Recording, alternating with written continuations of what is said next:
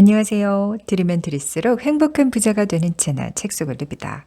오늘은 25년 넘게 세계 정상급의 CEO, 운동선수, 배우, 또 각계각층의 성공한 사람들의 잠재력을 끌어낸 세계적인 브레인 코치인 짐 퀵의 책을 함께 나눠보려고 합니다. 영웅의 여정에 필요한 것은 선택뿐이다. 나는 종종 슈퍼히어로와 초능력에 대해 이야기한다. 사실 나는 슈퍼히어로 광이다. 어린 시절 뇌 손상으로 학습에 어려움을 겪으며 만화책과 영화에서 탈출구를 찾고 영감을 얻곤 했다. 내가 좋아했던 만화와 영화는 영웅의 여정이라는 공통점을 갖고 있었다. 스타워즈, 해리포터, 헝거게임, 럭키, 매트릭스 등 모든 모험물에는 조지프 캠벨이 말한 고전적인 플롯이 등장한다. 주인공은 해리포터처럼 처음에는 평범한 세상에서 살고 있다가 어느 날 모험에 나서라는 부름을 받는다. 물론 주인공은 선택할 수 있다. 부름을 무시하고 아무런 변화도 없는 익숙한 세상에 머물거나 매트릭스의 네오가 빨간 알약을 먹는 것처럼 부름에 응하는 것이다. 부름에 응한 주인공은 모험을 시작하며 베스트 키드 2의 미야기 사범 같은 인도자 또는 멘토를 만나 장애물을 극복하고 새로운 힘과 기술로 자신의 능력을 업그레이드한다. 그리고 자신의 한계를 초월해 새로운 존재 방식을 배우며 시련에 맞선다. 그 후 캔자스로 돌아온 도로시처럼 평범한 세계로 돌아온 주인공은 모험에서 발견한 보물, 감정, 힘, 명확성, 지혜 등을 다른 사람들과 공유한다. 이런 영웅의 여정은 당신의 개인적 이야기에 힘과 목적을 부여하는 완벽한 구조다. 이 책의 슈퍼히어로는 당신이다. 우리가 이 세상에서 보유하고 있는 유일한 그리고 무한한 자원은 바로 인간의 잠재력이다. 다른 자원들은 대부분 유한하지만 인간의 정신은 궁극의 초능력으로서 창의력, 상상력, 결단력, 사고 추론, 학습 능력은 무제한이다. 그럼에도 가장 활용되지 않는 자원이라는 점은 놀랍기만 하다. 우리는 모두 자신의 이야기에서 영웅이 될 수 있고 당신의 잠재력 우물은 날마다 길어내도 절대로 마르지 않는다. 그러나 이런 식으로 인생에 접근하는 사람은 극히 드물다. 내가 이 책을 쓴 이유는 당신이 어디에 있든 당신을 그곳에 끌어안친 한계에서 해방되어 전적으로 자유로워질 수 있음을 깨닫도록 도와주기 위해서다. 그것이 평범한 세계에서 비범한 세계로 이동하기 위한 유일한 특별함일지도 모르겠다. 해내겠다는 욕망은 반드시 나를 바꾼다. 런던의 택시 운전사들은 어떻게 그 모든 길을 외울까? 런던의 택시 운전사들은 어떻게 그 모든 길을 외울까? 유니버시티 칼리지 런던의 뇌신경학자 엘리너 맥과이어는 런던 택시 운전사들의 뇌에 어떻게 그처럼 방대한 정보가 담길 수 있는지 궁금했다. 런던에서 택시 운전사 면허를 따려는 지원자들은 도시의 특정 구역, 즉 체링크로스 역에서 반경 10km를 모페드를 타고 돌아다니면서 명소 수천 곳과 미로 같은 거리 25,000개를 외운다. 이렇게 치열하게 공부하고도 지원자의 약 50%만 면허시험에 합격한다. 맥과이어는 면허 취득에 성공한 사람들의 해마가 평균보다 크리라고 생각했다. 그녀와 동료들이 발견한 바에 따르면 실제로 런던의 택시 운전사들은 나이, 교육, 지능이 비슷한 다른 직업의 사람들보다 후위 해마의 회백질이 더 많았다. 다시 말해 택시 운전사들은 동년배보다 기억 중추가 더 컸다. 마치 뇌가 런던의 도로 주행을 위한 인지적 요구를 수용하기 위해 확장된 것처럼 택시를 운전한 기간이 길수록 해마가 더 컸다. 런던의 택시 운전사 연구는 뇌의 신경가소성, 즉 뇌가 학습과 새로운 경험을 통해 자체적으로 재조직되고 변형되는 특성을 확실하게 보여주는 사례다. 택시 운전사들의 뇌는 도시의 새로운 길을 끊임없이 배워야 했으므로 계속해서 새로운 신경 경로를 만들어내야만 했다. 이런 신경 경로들은 뇌의 구조와 크기를 변화시켰고, 이는 뇌의 활동에 한계가 없음을 보여주는 증거였다. 뇌의 가소성이라고도 불리는 신경 가소성은 우리가 새로운 뭔가를 배울 때마다 뇌에 새로운 시냅스 연결이 생기는 것을 말한다.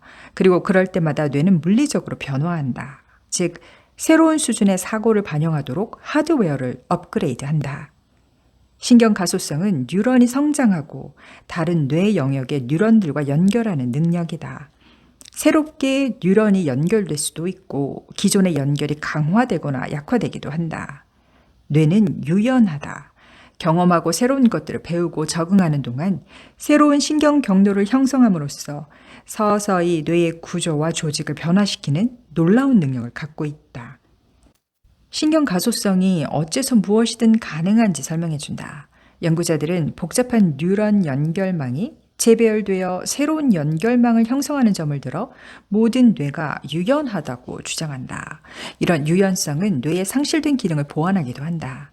뇌의 한쪽 반구가 다른 쪽 반구의 기능을 배우는 것이 그런 경우다. 그래서 뇌졸중을 앓은 후에도 뇌 기능이 재건되고 회복될 수 있으며, 이를 미루거나 부정적인 생각을 많이 하거나 정크푸드를 끊지 못하는 사람들도 습관을 고치고 삶을 완전히 바꿀 수 있다. 학습이 새로운 신경세포의 연결을 만들어낸다면 기억은 이 연결을 관리하고 유지하는 것이다. 만일 기억력 문제로 고심하거나 기억 장애가 있다면 뉴런 간 단절이 발생했을 가능성이 크다. 학습 과정에서 뭔가 기억나지 않을 때는 새로 배운 내용과 이미 아는 내용, 그리고 생활 속에서 그것을 사용할 방법을 연결짓지 못하는 것으로 간주하라. 예를 들어 학습하는 내용이 그 순간에는 가치가 있지만 다시는 사용할 것 같지 않다면 기억이 형성되지 않는다. 마찬가지로 학습을 하지만 그 내용이 왜 중요한지, 자신의 생활이나 일에 어떻게 적용되는지 등의 고차원적인 추론을 하지 않으면 뇌는 그 정보를 간직하지 못할 가능성이 크다. 망각은 아주 정상적인 현상이다. 우리는 인간이지 로봇이 아니기 때문이다. 그럼에도 나는 기억력이 나빠. 나는 이걸 기억할 만큼 똑똑하지 않아 같은 태도로 망각에 대응한다면 학습과 성장 능력에 부정적인 영향을 미친다.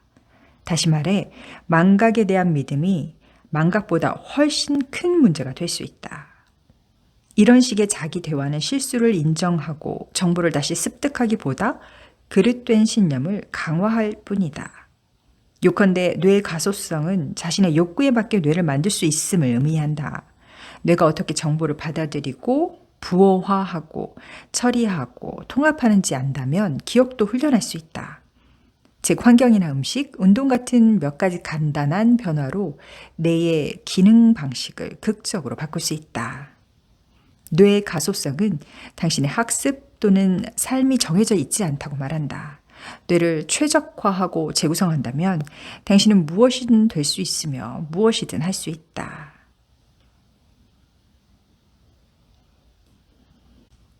내 안의 비평가를 침묵시키는 법. 제한적 신념을 정복할 방법을 알았으니 이제 긍정적인 마인드셋으로 한계의 초월을 향해 나가자. 대담한 계획처럼 들릴 수 있겠지만 마인드셋과 성취 간의 연관성을 뒷받침해 준 것은 아주 많다.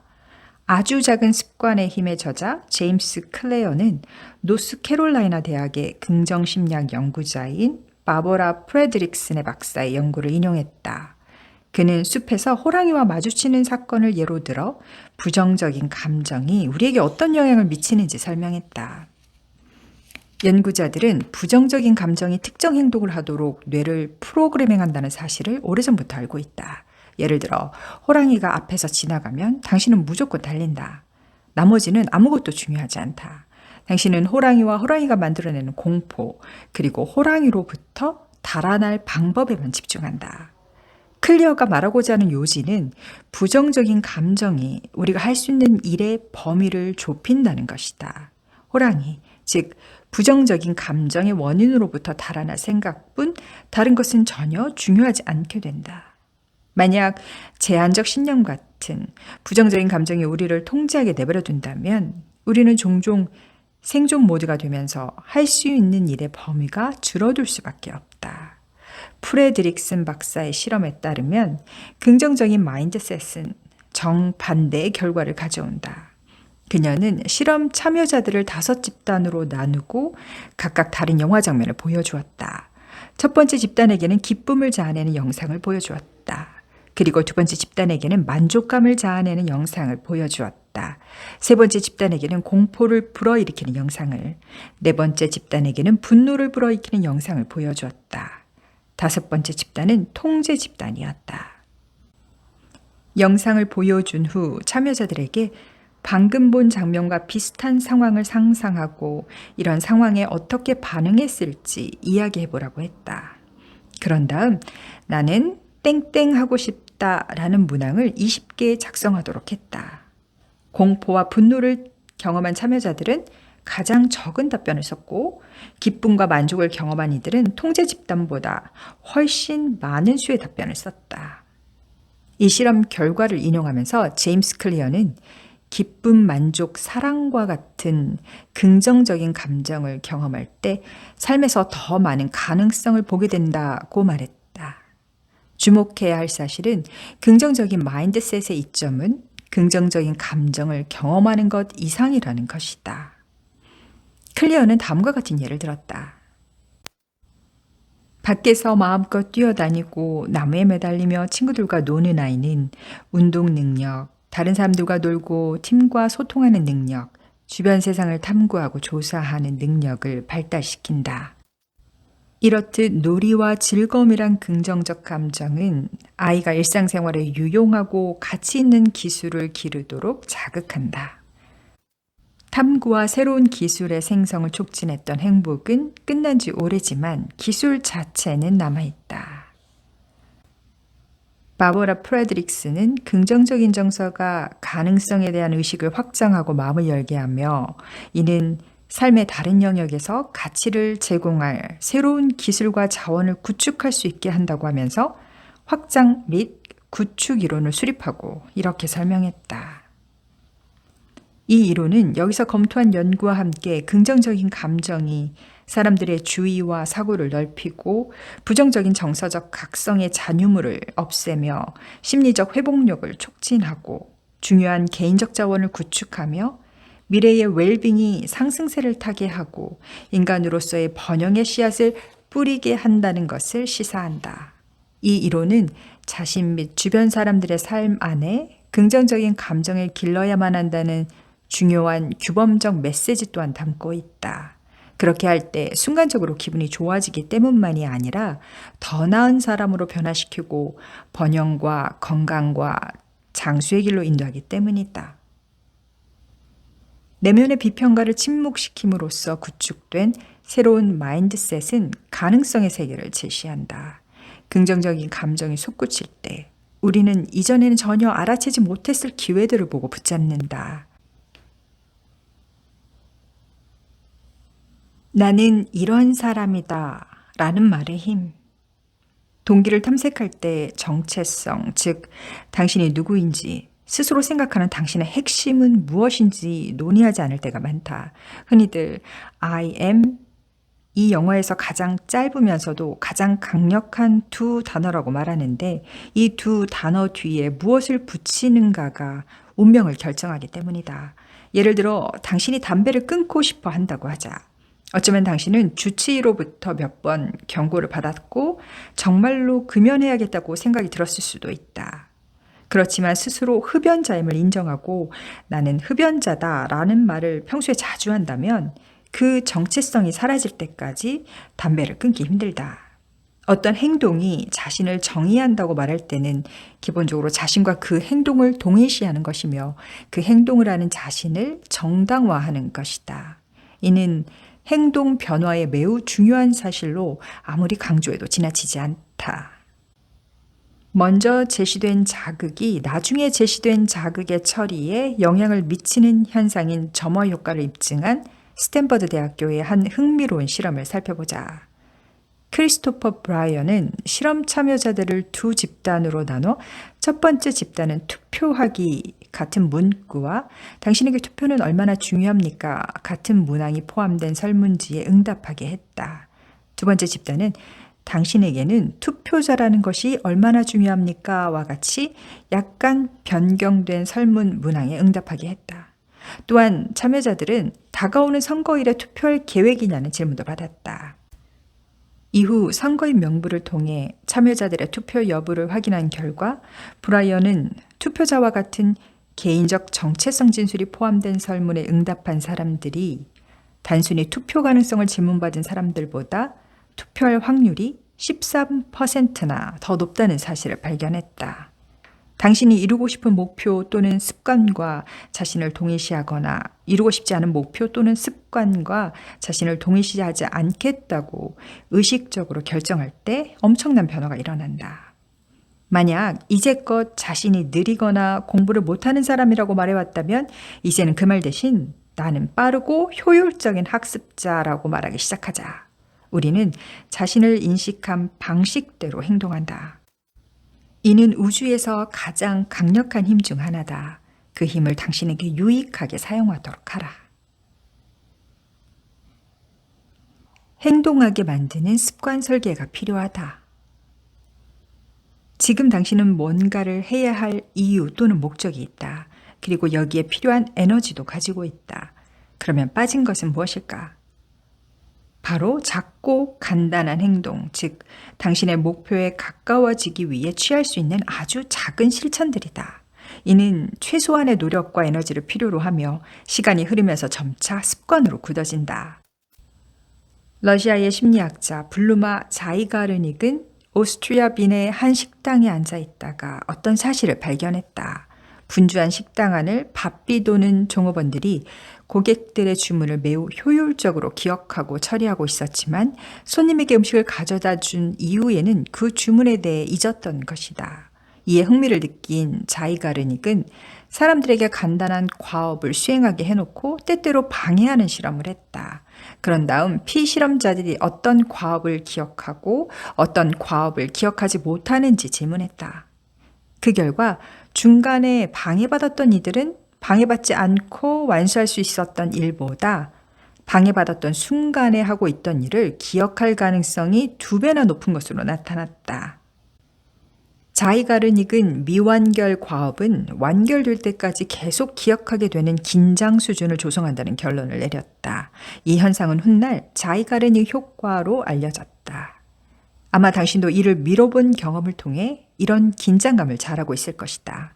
해야 할 일을 있음에도 알면서도 계속 미루면 그 일에 짓눌리게 되고 그 일을 끝낼 때까지는 다른 일도 제대로 하기가 어렵다. 해야 할 일은 왠지 어려워 보이고 다른 일보다 재미가 없고 귀찮게만 느껴진다.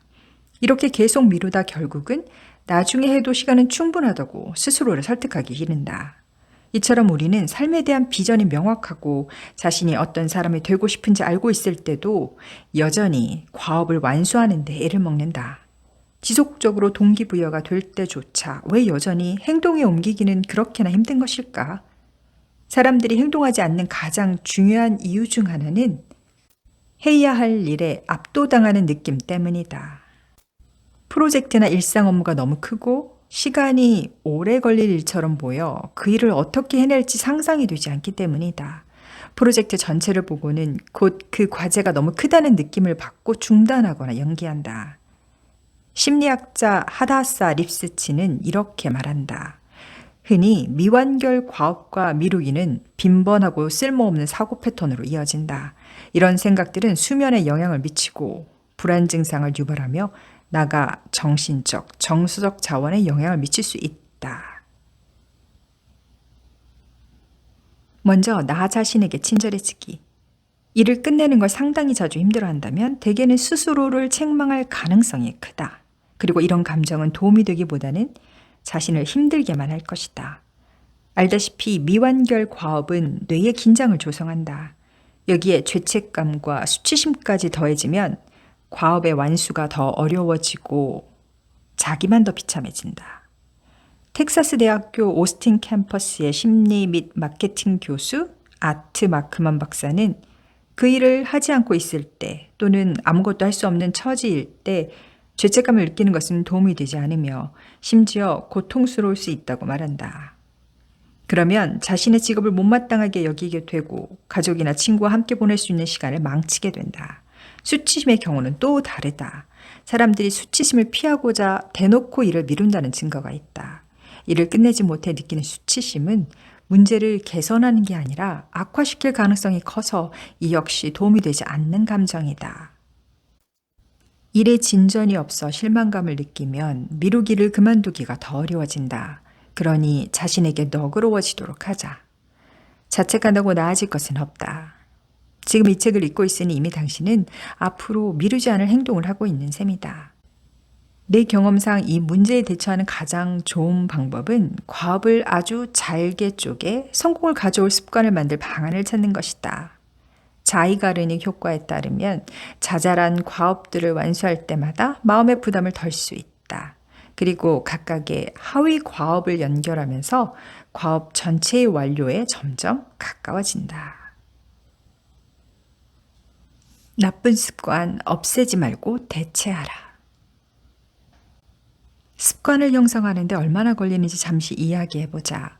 유니버시티 칼리지 런던의 팔리파렐리 제인 워들은 실험 참여자들에게 점심 식사와 함께 물 마시기, 저녁 식사 전에 조깅하기 등 새로운 식습관과 운동 습관을 익히는 과정을 거치게 했다. 참여자들은 84일 동안 매일 이 새로운 행동들을 해야 했다. 참여자 대부분은 연구 기간에 꾸준히 자동성이 증가했다. 이는 일정한 환경에서 행동을 반복하는 것이 자동성을 증가시킨다는 가정을 뒷받침한다.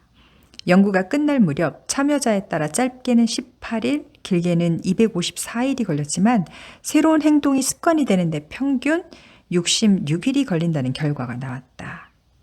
나쁜 습관을 고치려면 그 습관을 끝내려 할 것이 아니라 보다 건설적인 다른 습관으로 대체해야 한다. 오리건 대학교의 사회 및 정서 신경과학 연구소 소장 엘리엇 버크먼 박사는 이렇게 지적한다. 대체 행동 없이 습관적인 행동을 중단하기보다 새로운 행동을 시작하기가 훨씬 쉽다. 이는 니코틴 껌이나 흡입기 같은 금연 보조제가 니코틴 패치보다 효과적인 이유 중 하나다. 매일 독서 시간을 따로 정해두기와 같은 새로운 습관을 만드는 과정이 팬트리를 지나칠 때마다 과자를 집어드는 것과 같은 부정적 습관을 없애는 과정과 근본적으로 똑같다면 그 과정은 어떻게 진행되는 걸까? 이 책에서 논의한 많은 것들과 마찬가지로 여기도 동기가 핵심적인 역할을 한다. 스탠퍼드 의과대학의 정신의학, 행동과학 임상부교수 토머스 플랜트 박사는 습관을 고치려는 노력에 대해 다음과 같이 설명했다. 그 습관을 깨고 싶은 마음이 얼마나 큰지에 달려있다. 많은 사람들이 이중적 태도를 보인다. 즉, 살을 빼기를 원하지만 음식을 좋아한다. 음주를 줄이고 싶지만 해피아워를 좋아한다.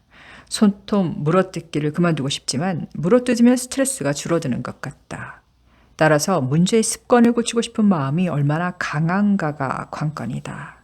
둘째, 문제의 습관이 얼마나 확고히 자리 잡고 있는지에 따라 다르다. 그래서 오래된 습관을 없애기보다 새로운 습관을 만들기가 더 쉽다. 셋째, 습관을 고치지 않으면 초래될 결과가 무엇인지에 따라 달라진다. 파트너가 당신을 떠날까? 일자리를 잃을까? 병에 걸릴까? 지금 바뀌지 않으면 정말 나쁜 일이 생길까? 포그 박사는 그의 행동 모델을 통해 행동 변화에 필요한 상황을 제시한다. 목표한 행동이 일어나려면 충분한 동기, 충분한 능력, 효과적인 자극이 있어야 한다. 이 세 가지 요인이 동시에 있어야 행동이 이루어진다. 즉, 습관을 형성하려면 세 가지가 갖춰져야 한다. 먼저 습관을 만들고 싶은 욕구가 필요하다. 정말 하고 싶지 않은 일을 습관적으로 하기는 매우 어렵기 때문이다. 그리고 이를 실행할 적절한 기술도 필요하다. 할 능력이 안 되는 일을 습관으로 만들기는 거의 불가능하다. 더불어 습관의 고리를 시작하게 해줄 뭔가가 필요하다. 습관 없이 살 수 있는 사람은 없다. 당신의 삶에 건설적인 습관을 만들고 나쁜 습관을 더 좋은 습관으로 대체하기 위해 의식적으로 노력한다면 당신의 잠재력을 새로운 차원으로 끌어올릴 수 있다. 저자인 짐 퀵은 유년기에 사고로 인해서 뇌에 손상을 입죠. 그리고 책 한 권을 끝까지 읽기 힘들 정도로 뇌가 고장난 아이라는 말을 들었던 그런 학습 부진아였고요. 그래서 도대체 왜 난 뭘 해도 안 되지? 라는 그런 간절함 때문에 배우는 방식에 대한 아주 깊은 호기심이 생겼고, 브레인 트레이닝을 통해서 자신의 잠재력의 한계성을 깬 경험을 한 분이십니다. 나를 넘어서는 힘은 이미 우리의 잠재력 안에 있습니다. 그 잠재력을 200% 끌어올리는 마인드셋, 짐 킥의 책을 통해서 만나보시기 바라요. 오늘도 이 한 권의 멋진 책으로 여러분의 삶을 이루고 누비고 즐기세요.